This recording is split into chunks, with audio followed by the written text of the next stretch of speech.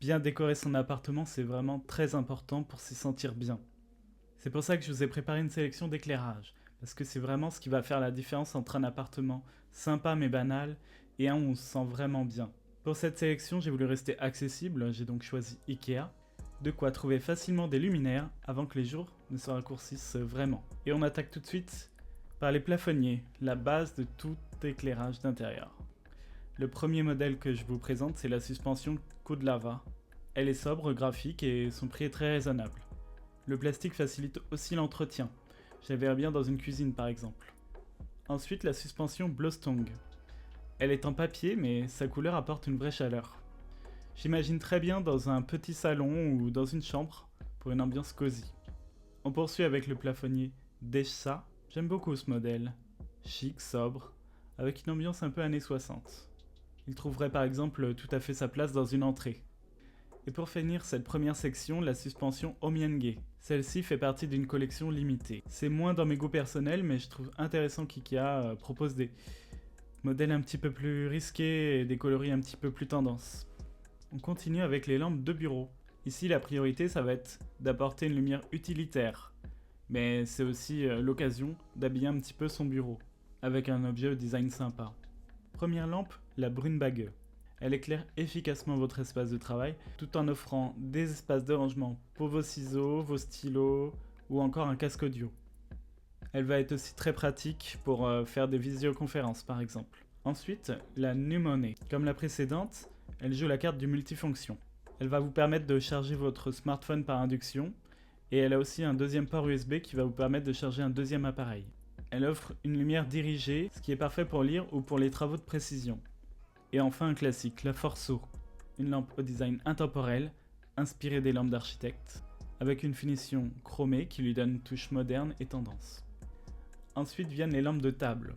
Elles sont pour moi tout aussi importantes. Elles vont créer une ambiance, poser une touche de couleur ou réchauffer un coin de la pièce. Ce sont souvent elles qui vont rendre un intérieur vivant et chaleureux. Je vous présente tout d'abord la Spetsboy, une petite lampe astucieuse parce que on peut faire varier l'intensité simplement en tournant l'abat-jour. Et à 9,99€, c'est une jolie option de lampe de chevet ou d'appoint. Elle existe en blanc mais aussi en jaune et en vert, parfait pour apporter une touche de couleur à votre intérieur. Ensuite la Becknet.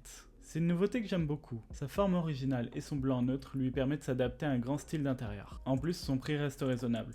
Mais je dois admettre qu'elle n'est pas si simple à monter. D'ailleurs, j'ai l'impression que c'est de plus en plus le cas chez Ikea. Qu'est-ce que vous en pensez? Dites-le moi en commentaire.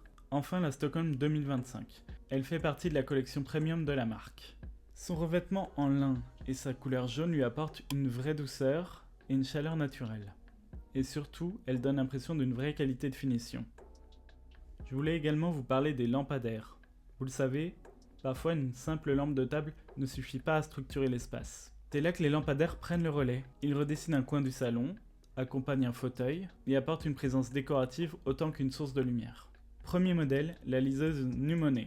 Très sobre, minimaliste, idéal pour un coin lecture à côté d'un fauteuil ou même en lampe de chevet moderne. Ensuite, plus haut de gamme, ce lampadaire Stockholm 2025.